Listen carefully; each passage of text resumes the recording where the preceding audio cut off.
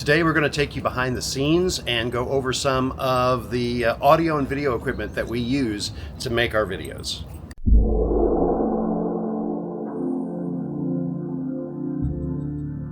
Some of our viewers have asked for some insights into what kind of equipment that we use for video, for audio, and even for editing. So I've been putting this video off for a while. Figured it was time that I should do that, kind of let you in behind the scenes a little bit. We're at Rachel's Dance Studio, and we're going to go in and show you what some of our equipment is. But before we begin, I just want to say that this video is not sponsored by any company whatsoever.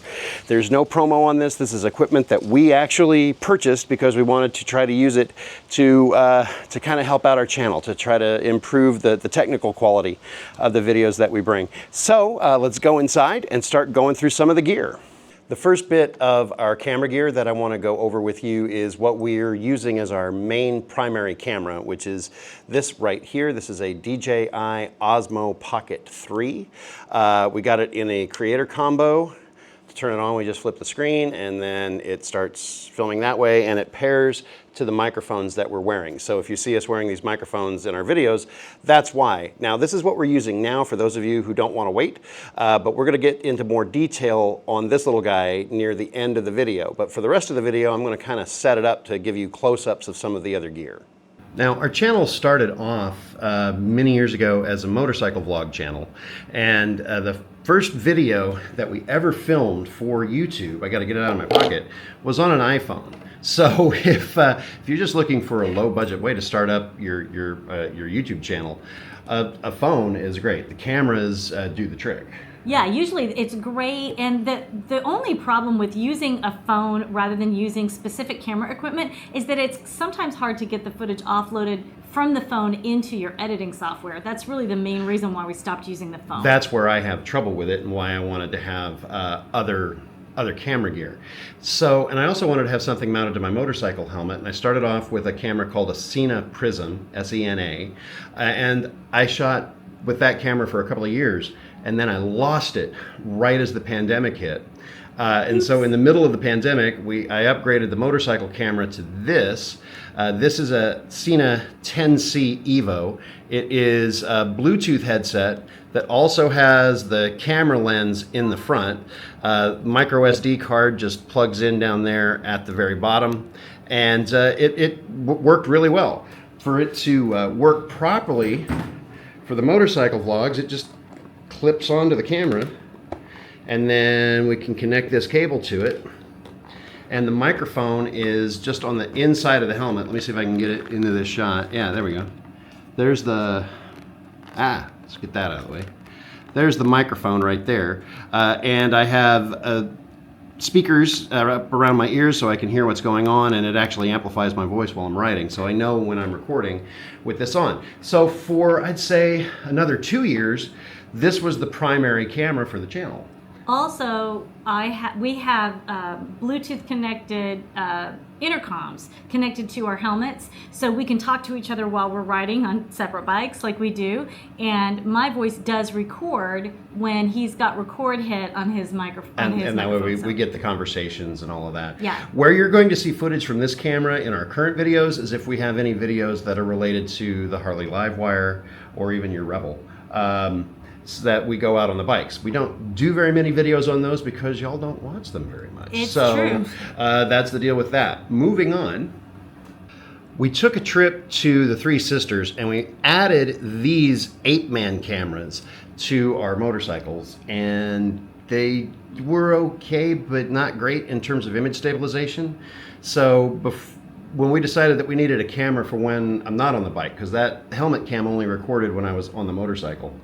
Otherwise, I'd have to wear a helmet when he's wearing the motorcycle helmet. Yeah. So we went on to Amazon and we got this. Now this is a GoPro Hero 7 Black.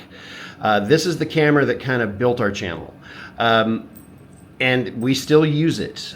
You will see us using this camera on road trips. We've started to do the drive and talk clips where we've got a camera facing out at the road while we're talking. Going through our primary camera is focused on us with this Osmo, but this is looking out the windshield because it has great image stabilization. It's not great at depth of field. Right. But it has very, very vibrant color, and go ahead. What were you going to say? Well, the GoPro is an action camera. It's designed for short clips that are very dynamic, and it does great with that. So we do use it when we are, driving. It's really good for looking at the scenery, for things happening. The other cameras that we use are for other purposes.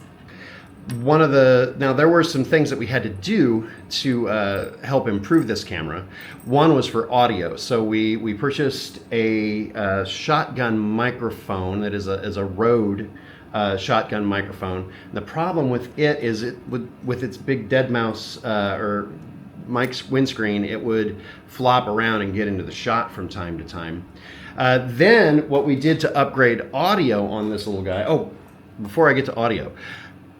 The Hero 7 Black was not the current generation of GoPro when we bought it. I bought it new off of Amazon, but I think the Hero 10 Black was what was brand new that year. So I was able to get this camera for about $100 or more cheaper than I could have gotten the current generation, and its footage was great, and it still looks good enough for us to use in the videos that we shoot now. But for audio, what really solved our issues was getting this set of DJI mics. These things were great. We have a receiver in the box. We have two microphones that would just, with magnet clips on the back, that would just slide off, and we'd pop them onto our shirts. It could record on its own. We had to get some aftermarket dead mice windscreens to pop on them because ours eventually, after so many times of being used, got broken. But yeah, the ones that came with them got broke. They do come with them, but they would break. The little plastic connector would break off. Little plastic rim that you can see right there between my fingers. So we were able to buy a package of these for $6 on Amazon. But this is the original DJI mic. We still have them. We still use them if we're filming off of any other camera than our Osmo, because the mics that we're wearing pair automatically to the Osmo without having to go through this receiver. Get into focus there, will you? All right, so that, but this is a great piece of equipment for audio. Audio makes a big difference in your channel. The limitations of the GoPro are that it has good color, it has good resolution, it has great image stabilization because it's meant to be an action camera, but it has nothing in terms of depth of field. It'll distort things. If you're trying to film something like, I don't know, DIY projects, you'll notice that if you're trying to film like a house or something, it'll bend the straight lines, and it's, when you're doing anything that's not an action shot, you'll notice there is some distortion, especially around the edge of the field of vision. And when we've taken it inside, it doesn't seem to do well with fluorescent or LED lighting. It kind of gets a little yellowy, a little orangey from time to time. We have a couple of videos at the auto show where the lighting was just off, and it was because we were using this GoPro for that. But this camera was our primary camera for at least 2 years. A long time. And we didn't really upgrade it until less than a year ago. Yeah, but now we have some Now nice we've got some other ones.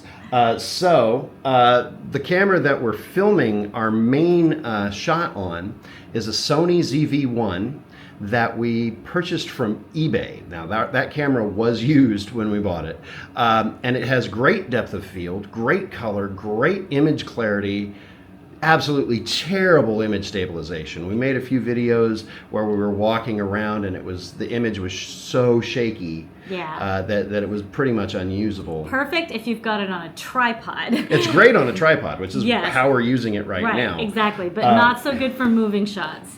The last time we were at the North Texas Auto Show, we tried to put our ZV1 on this. This is a Zhiyun Crane M2S gimbal, and I'm just not great at setting it up. All it did was improve the image stabilization a little bit, but I would still have to stabilize the image in post-production, and I would get distortions, like the cars we were filming at the auto show, they would get wavy while they were sitting there from time to time, because I'm not that great at stabilizing a gimbal, I guess. It's just really complicated. This is the second gimbal that we've bought, and they're just hard to set up and get balanced right. They're just complicated. And I've tried it, and other people have tried them, and I think it just takes a special skill to know how to handle a gimbal. Where I've used this is, well, and the tripod, the joystick controller is like a telescope. Left is right, right is left, up is down, down is up. And that takes you a while to get used to. But well, I've found a good use for this as a low angle camera with the ZV1. It does a great job for that.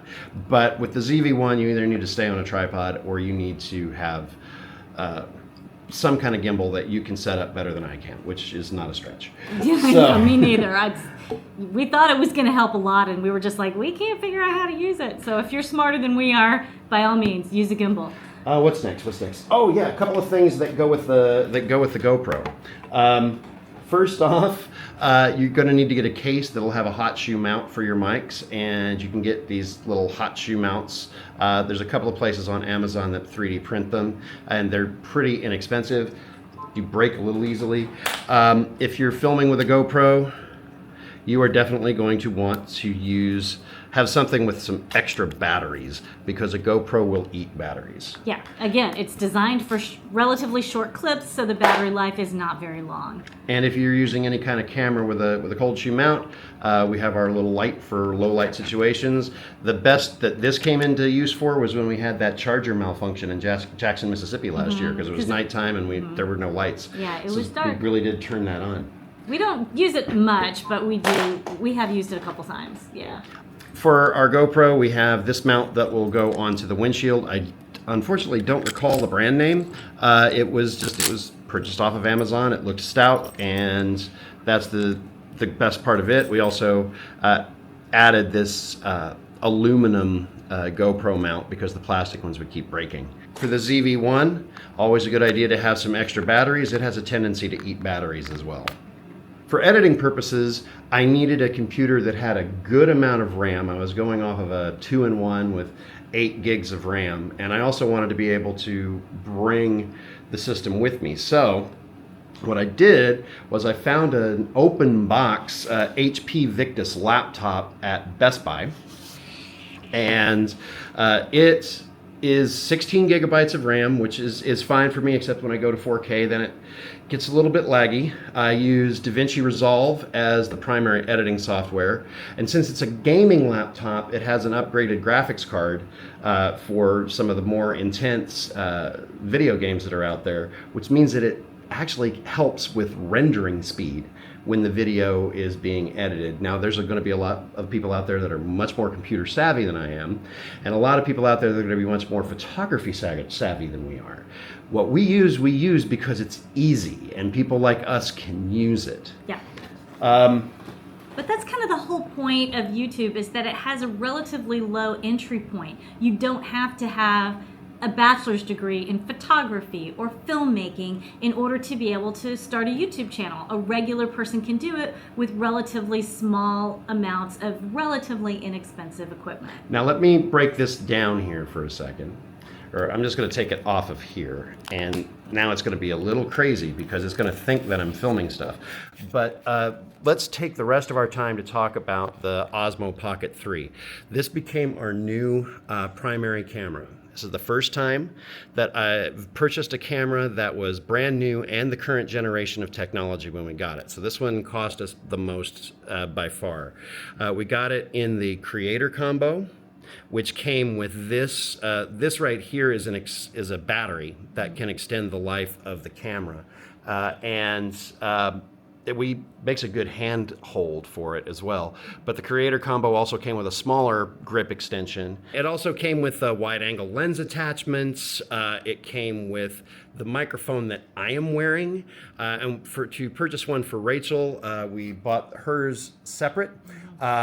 And Rachel likes white things. It was available in white, so it was obvious that Rachel would get the white one, and she's got the fuzzy white dead mouse covering hers for a windscreen. It's easy to know who's to turn this camera on, all we've got to do is flip the screen into landscape position, and with the GoPro and the older DJI mics, we had to turn our mics on, we had to turn on the receiver, we had to turn on the camera, and it added a good 20-30 seconds. Well, plus if you missed any step, the whole take was just completely trashed. It was plugged in through an auxiliary cable, so if the mics weren't on, your video clip had no sound at all. With this one, if the mics aren't connected, it's got onboard mics in the camera. It picks it up okay. It's not as good as these, but it's okay. But also, can we talk about the other things I love about this camera? Sure. First of all, it's extremely easy to use. You flip it on, you carry it around. It has a great picture, and it has great image stabilization.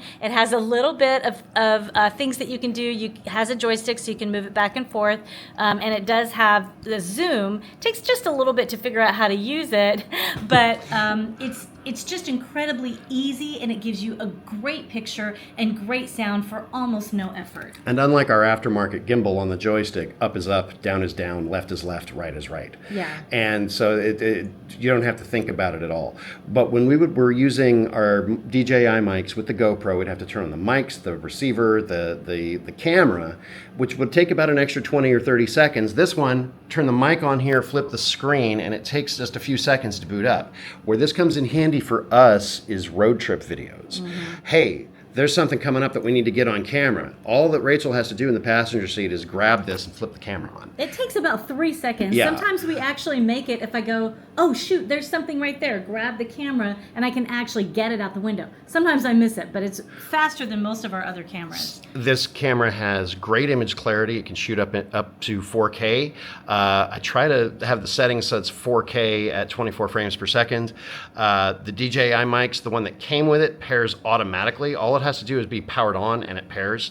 And all we had to do was 15 seconds worth of setup with Rachel's mic for it to do the exact same thing. Yeah. And so that's it's very easy for us to use, and it's got great image stabilization.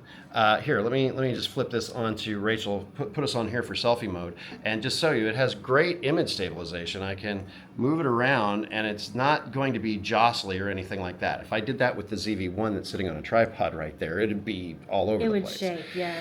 So it has really good image stabilization, which is great for us when we go out to places like Electrify Expo or the North Texas Auto Show, and we're walking around while we're filming, or we're walking around a car to try to get footage of it. Plus, it's small. It's unobtrusive. It's not this giant, huge camera that makes us look like, you know, kind of obnoxious tourists. Yeah, we're just walking around like this, and we just look like normally obnoxious tourists. Yeah. So, slightly obnoxious rather than a lot obnoxious. now, I mentioned my editing software very briefly. I use DaVinci Resolve.